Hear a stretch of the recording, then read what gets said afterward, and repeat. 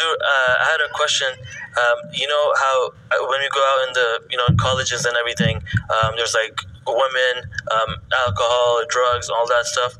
How can we guide ourselves in the right path? As I've already said, keep yourself away from all these bad things. Do istighfar. Whenever you see such things, you do istighfar.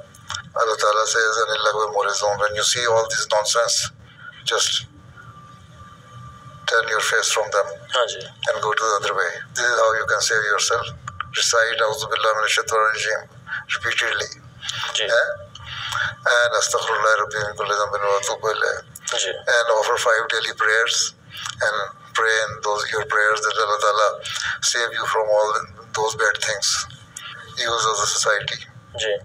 So the society is full of evils nowadays, and they are attracting you.